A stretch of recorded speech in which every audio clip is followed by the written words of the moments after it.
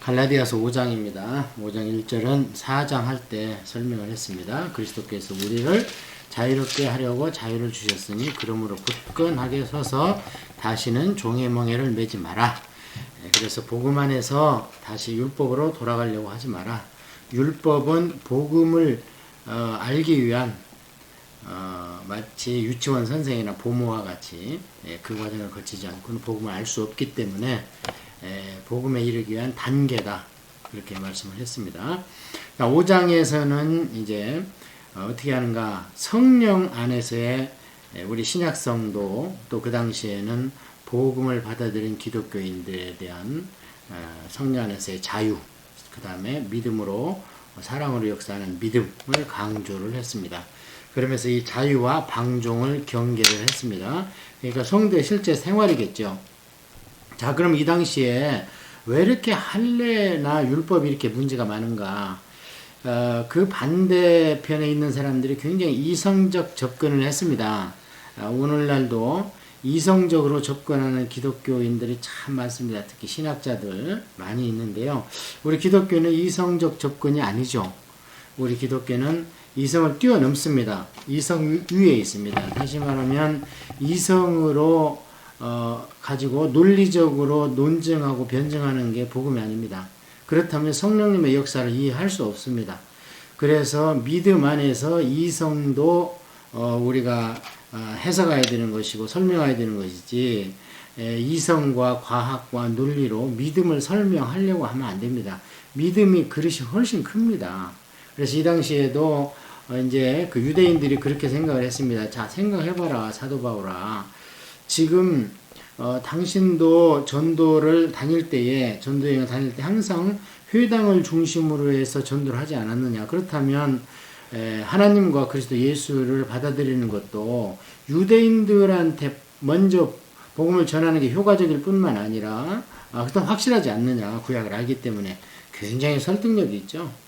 그런데 거기에 딱 넘어가면 어떻게 됩니까? 이방인은 뒷전이 되는 것이고 이방인은 다시 진짜 중요한 복음 안에서 자유가 아니라 율법의 종의 죄의 다시 그런 율법의 종이 되는 겁니다. 그래서 이 당시에 이제 거짓 선지자들의 그런 그 논리적인 그런 또 이성적인 그런 것을 우리가 배격해야 된다. 그 사람들이 더 설득력이 있으니까 넘어가지요. 당연히. 보라, 나 바울은 너희에게 말하노니 너희가 만일 할례를 받으면 그리스도께서 너희에게 아무 유익이 없느니라. 그렇죠. 그러니까 할례를 받는다는 얘기는 이제 쉽게 말하는 것이고 풀어서 설명하면 너희가 구약을 지키기를 노력한다면 예수가 필요 없다. 예수님의 십자가 원 필요 있느냐.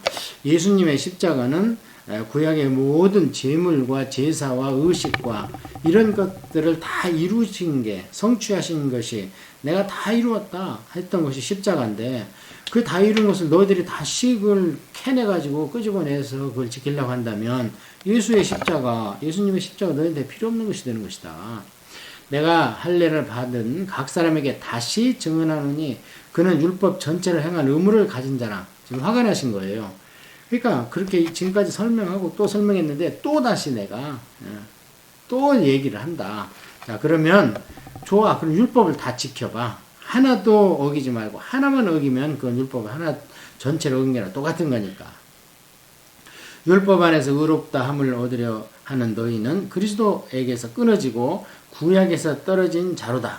우리가 성령으로 믿음을 따라 의의 소망을 기다리는 성령으로 그 줄쳐야 됩니다. 이 말씀을 하고 싶은 거예요. 그러니까 신약의 삶은 이제 우리가 어떤 글자로 적혀진 어떤 헌법이나 그 레위기 율법을 지켜서 구원을 받는 것이 아니고 이제는 성령으로.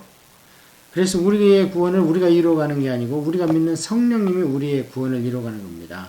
우리가 성령으로 믿음을 따라인데 성령으로를 다시 말하면 성령님의 도우심으로 이게 로마서 8장이죠. 그래서 우리는 십자가에서만 머물러도 안 되는 겁니다. 십자가는 또다시 성령님을 모셔드리기 위해서 우리가 의롭다 칭함을 받는 단계가 십자가입니다. 그래서 우리는 의롭다 칭함을 받아야 되는 것이고 그렇게 함으로써 하나님의 아들, 아버지의 아들이 돼서 이제 하나님 나라의 일을 하는 세상에 대해서 제사장의 직분을 감당해야 된다. 그렇게 신약은 전개되는 거잖아요. 그래서 우리가 성령님의 도우심으로 의의 소망을 기다리노니 그리스도 예수님 안에서는 할례나 무할례나 효력이 없으되 사랑으로서 역사하는 믿음뿐이니라. 이게 한마디로 신약이죠. 믿음은 무슨 믿음이냐? 역사하는 믿음이다. 일하는 믿음이다. 행동하는 믿음이다. 근데 어떻게 근거를 하느냐? 사랑을 근거로 해야 된다. 그래서 사랑으로 역사하는 믿음, 이게 신약의 복음 중에 복음이죠. 너희가 다름질을 잘하더니 누가 너희를 막아 진리를 순종하지 못하게 하더냐? 그 권면은 너희를 부르신 이에게서 난 것이 아니니라. 예. 율법을 지키고 할례를 하면서도 예수를 믿어야 된다. 동시해야 된다. 하는 것은 뭐예요? 너희를 부르신 이에게서 난 것이 아니랍니다. 그럼 어디서 난 겁니까? 이게 사단에서 나온 거죠. 이거 우리가 창세기에서 잘 봤잖아요. 너희들은 선악과를 따먹지 마라. 이렇게 딱 쉽게 얘기했는데 보지지도 만지지도 하지 마라. 이렇게 했다. 뭐 하면서 복음 비슷하게 하면서 말씀을 희석시켜버렸죠. 여기도 지금 십자가에다 율법을 갖다 놓으면서 말씀을 희석하는데 그게 뿌리가 어디냐? 사탄이죠. 왜요? 너희를 부르신 이에게서 난 것이 아니라는 거예요. 그럼 어디서 난 거예요? 예, 사탄. 대적자가 사탄입니다. 원어는 사탄스인데요. 대적자라는 뜻입니다.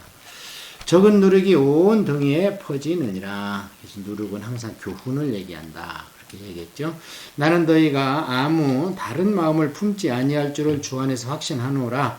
그러나 너희를 요동하게 하는 자는 누구든지 심판을 받으리라. 다시 한번 믿어주는 겁니다. 형제들아, 내가 지금까지 할례를 전한다면 어찌하여 지금까지 박해를 받으리요? 그리하였으면 십자가의 걸림돌이 제거되었으리니. 예, 무슨 얘기냐면요. 내가 너희들처럼 할례도 받고 그래 그렇게 하자 했으면 전혀 박해를 안 받죠. 유대인들을 사도 바울을 죽이려고 했던 건 유대인이었습니다. 이방인들은 아예 믿음이 없는 이방 종교는요 사도 바울 죽이려고 하지 않았습니다. 누가 죽이려고 했는가? 유대인들이. 왜요? 자기들이 열심으로 믿는 유대교를 변절시킨다는 거예요. 그래서 이단 나사렛 나사렛 이단이라고 그러잖아요, 예수님을. 그래서 그런 거 전혀 타협을 안 했다는 거예요. 그러면 만약에 타협을 했다면 십자가의 걸림돌이 제거되었다. 십자가를 전함으로써 사도 바울에게 모든 주어지는 환난과 고난, 이 걸림돌이라는 것이 이제 십자가를 전함으로써 오는 어려움을 얘기하는 거거든요. 그래서 십자가의 걸림돌이 제거되었다. 너희들을 어지럽게 하는 이들은 스스로 베어보기를 원하노라. 화가 많이 났습니다. 사도 바울께서. 자, 너희를 어지럽게 하는 자들을 스스로 베어보기를 원하노라. 이게 이제 원어로 보면 굉장히 화가 나신 건데, 할례가 뭡니까? 남자의 성기의 포피를 조금 베어내는 거죠. 끝부분을 이제 표징으로. 그런데 그럴 바엔 아예 그냥 다 베어버리라는 거예요. 이게 원어로 보면 아토큐토라는 거예요. 아토큐토. 그게 뭐냐? 볕단을 비듯이 나무를 자르듯이 콱 잘라버리라는 거예요. 화가 나신 거죠. 그래서 이것을 쉬운 성경에서는 뭐라고 그랬냐면요. 너희를 어지럽게 하는 할례 받기를 원하는 자들은 아예 고자가 되기를 원한다. 그렇게 번역을 해놨어요. 이게 원어로는 그게 더 가깝습니다. 화가 나신 거지요. 그냥 조금만 뵐 게 아니라 아예 잘라버려라. 그냥 그렇게 저주받기를 원한다. 형제들아, 너희가 자유를 위하여 부르심을 입었으나 그러나 그 자유로 육체의 기회를 삼지 말고 오직 사랑으로 서로 종노릇하라. 거기다가 가르치고 자유와 방종 이렇게 써놓으면 좋습니다. 자, 여기서 자유는요. 율법과 죄에서 자유를 얘기하는 것이지 육체적인 어떤 그 음식이나 환경이나 또 혈기나 이런 데서 자유를 얘기하는 게 아닙니다. 그런 것은 사랑에서 나오는 게 아니지 않습니까? 그래서 진정한 자유는 영혼의 자유. 그러면서 육신은 어떻게 하느냐? 서로 종로를 하면서 그 사랑을 표하라는 거지. 막 자유 하니까 그 이제 우리가 레위기 중국 과정에서 한번 교육을 했는데요. 자유 하니까 그냥 먹는 건 막 먹고 그래요. 그래서 뭐 하나님이 사도 베드로한테 보자기에다가 그 더러운 뭐 돼지고기 뭐 이런 것들 하고 먹으라 그랬다는 거예요. 그럼 사도 베드로 먹지도 않았는데, 자, 그건 그렇지 않습니다. 그건 우리가 중국 과정에서 자세히 다루었어요. 그래서 여기서 자유는 영적 자유를 얘기하는 거지, 의복의 자유, 반바지 입고 막 설교하고 강대성에 올라가고, 그 다음에 또 육체의 자유, 그래가지고 막 또 그런 거 있잖아요. 예. 온 율법은 너 이웃 사랑하기를 내 자신과 같이 하라 하신 말씀에 이루어졌으니 만일 서로 물고 먹으면 피차 멸망할까 조심하라. 그래서 자유의 한계성 정의를 이야기를 했습니다. 자, 이제 사도 바울이 성도들에게 이제 실제적으로 적용할 수 있도록 육체의 일과 성령의 일을 열매를 이야기를 합니다. 내가 이르노니 너희는 성령님을 따라 행하라. 그리하면 육체의 욕심을 이루지 아니하리라. 자, 성령님을 따라 행하는 것과 육체의 욕심이 서로 대꾸되는 겁니다. 정반대 거예요. 이것을 로마서에서는 내 안에 또 다른 법이 있나니, 성령의 법이 있는가 하면 죄의 법이 있는 거예요. 내 안에. 그래서 죄라는 인격이 이제 타락한 본성을 얘기하는데요. 내 안에 두 마음이 있어서 항상 전쟁터라는 거예요. 그래서 성령 충만하면 성령님이 이깁니다. 근데 성령 충만하지 않으면 내 타락한 본성과 또 이것을 냄새 맡고 쫓아와서 내 안에 주리를 트는 사탄, 이 귀신, 더러운 귀신들이 내 마음판에서 승리하는 그런 일들이 그냥 일어나니까 신앙생활이 대꾸복구가 많아요. 오르락 내리락 하고 그냥 범퍼가 많습니다. 그렇게 하지 말라는 거예요. 그래서 육체의 소욕은 성령님을 거스리고 성령님은 육체를 거스리나니 이 둘이 서로 대적함으로 너희가 원하는 것을 하지 못하게 하려 함이니라. 대적한다 줄치고 서로 반대를 추구한다. 반대되는 것을 추구한다. 너희가 만일 성령님의 인도하시는 바가 되면 율법 아래에 있지 아니하리라. 육체의 일은 분명하니 분명하다 줄치고 누구나 알 수 있다. 육체의 일은 분명하니 곧 음행과 더러운 것과 호색과 우상술수와 주술과 주술은 원어로 보면요 마술을 얘기합니다. 오늘날도 그 마술이 갑자기 텔레비에 많이 등장을 합니다. 사람을 속이는 거니까 옳지 않은 겁니다. 그래서 그거는 주술이요 마술이고 진짜 마술을 잘하는 사람들은요 본인의 힘으로 하지 않습니다. 또 원수 맺는 것과 분쟁과 시기와 분냄과 당 짓는 것과 분열함과 이단과 투기와 술취함과 방탕함과 방탕함은 무슨 얘기를 하냐면 그냥 뭐 기독교인들 같으면 나하고 관계없지 내가 무슨 술 담배를 해야 마약을 해야 이렇게 얘기할 수 있으나 방탕함이라는 것은요 흥청되는 잔치상을 얘기하는 겁니다. 이게 무슨 얘기냐 한두 잔 그냥 하고 흔들흔들 하는 거예요. 육신의 쾌락을 육신의 그런 소욕을 추구하는 것을 방탕함이라는 거예요. 그러니까 뭐 그냥 어떤 주색 잡기에 빠져가지고 생활 못할 정도로 그 정도까지는 물론 포함되지만 그냥 막 상처를 넣고 먹는 거 마치 뭐하고 똑같냐면은 그 다윗 왕이 피신할 때 그 미련퉁이 누굽니까? 그 양털 깎는 때 나 그거 좀 양고기 좀 달라니까 안 줬다가 아주 그냥 죽어버리는 하나님이 쳐버려가지고 그 나발과 같은 자 그게 방탕합니다. 그냥 있다고 무조건 차려놓고 막 먹는 거 즐기고 이게 방탕하다는 거예요. 원어로는.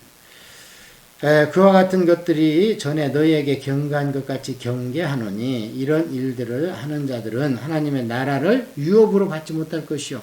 한마디로 얘기하면 지옥 간다는 겁니다. 며칠 전에 말씀드린 것 같은데 우리의 신앙생활은 딱 둘이에요. 죽냐 사냐 죽을래 살래 둘 중 하나지 중간 지대가 없습니다. 자, 그 다음에 이제 반대되는 성령님의 열매는 무엇인가? 오직 성령님의 열매는 사랑과 희락은 기쁨입니다. 마음속에서 기쁨이 솟는 거예요. 화평과 오래 참음, 인내죠. 자비, 양선, 그 다음에 충성과 온유와 절제는 이 같은 것을 금지할 법이 없느니라. 이제 금지할 법이 없다는 것이 우리가 그냥 가만히 있어도 이 일들이 우리 안에서 일어나고 막 열매가 주렁주렁 매달린다 이런 뜻이 아닙니다. 이것을 우리가 추구한다면 하나님께서는 그것을 안 줄 이유가 없다. 전혀. 그러니까 이 금지할 법이 없다는 것을 하나님 주권만 강조해가지고 우리가 가만히 있어도 우리는 이렇게 성화된다. 절대 아닙니다. 우리는 우리 자유의지를 드렸을 때 하나님께서 이것을 우리한테 금지하지 않는다는 겁니다. 그리스도 예수님의 사람은 육체와 함께 그 정욕과 탐심을 십자가에 못 박았느니라. 만일 우리가 성령님으로 살면 또한 성령님으로 행할지니 헛된 영광을 구하여 서로 노엽게 하거나 서로 투기하지 말지니라. 네. 그래서 이제 여기 성경의 신약 성경에 보면 성령님에 대해서 성령님을 우리가 믿고 의지하고 충만을 추구한다면요, 성령님으로 인해서 우리 안에 두 가지 일어납니다. 하나는 성령님의 은사가 일어납니다. 우리 안에. 우리가 고린도 공부할 때, 고린도전서 공부할 때 9가지 특별한 은사를 우리가 공부한 적이 있습니다. 그것은 우리 밖으로 나타나는 하나님의 일이고, 우리 안에서는 성령님의 열매, 9가지 여기 쭉 열거되어 있는, 그래서 이 열매는 원어로 보면 단수로 되어 있습니다. 그러니까 뭐 나는 사랑이 있고 희락이 있고 너는 화평이 있고 오래 참음이 있구나. 네 안에 성령님의 열매가 2가지고 나한테 2가지다. 이런 게 아니고요. 성령님을 믿는 자는 이 9가지가 우리 안에서 동시적으로 일어난다는 거예요. 그러니까 뭐하고 똑같냐면 우리가 석류를 먹으면 석류 안에 그 좋은 실과를 우리한테 공급하기 위해 하나님께서 껍데기가 있습니다. 또 그 까면 석류 알맹이가 있죠. 그 알맹이가 서로 충돌하지 않도록 이런 솜같이 알맹이와 알맹이살을 채워진 게 있습니다. 그 다음에 그 알맹이를 깨면 그 즙이 나오지 않습니까? 그런 것처럼 이 9가지 뿐이겠습니까? 이것이 우리 안에서 한 가지 열매의 구성 요소로서 나타난다. 그래서 저희는 그렇습니다. 저희는 성령님의 은사와 열매, 어느 걸 더 중히 여기는가? 저는 열매를 중히 여깁니다. 이게 성화의 척도거든요. 이게 우리가 하늘나라에 가서 상급이거든요. 예, 그래서 은사를 받은 자가 열매가 없다면요, 나중에 타락합니다. 성령으로 시작해서 육체로 망하고, 그 다음에 그런 사람들이 나중에 예수님 앞에서 막 책망을 받습니다. 그러니까 우리가 뭘 잘못했습니까? 귀신도 쫓아내고 예수님의 이름으로 여러 가지 이적과 기적을 행했는데요. 그러면 예수님께 그래도 난 너 모른다. 예, 그렇게 얘기하는 그 왜 기적과 이적 이런 것들이 은사가 나타났습니다. 그러나 안에 열매가 없습니다. 그러다 보니까 나중에 예수님 앞에서 책망받고 밖에 어두운데 또 깨나 그건 지옥 간다는 얘기거든요. 예, 그래서 우리는 은사와 성령님의 은사와 열매를 동시에 추구해야 되겠지만, 은사는 준비한 뒤에 하나님이 주시는 것이고, 열매는 반드시 우리 안에서 일어나야 되는, 성령님과 신앙의 연조가 계속될 수 일어나야 되는 이런 자연결과적 이런 산물이다, 이렇게 볼 수가 있겠죠.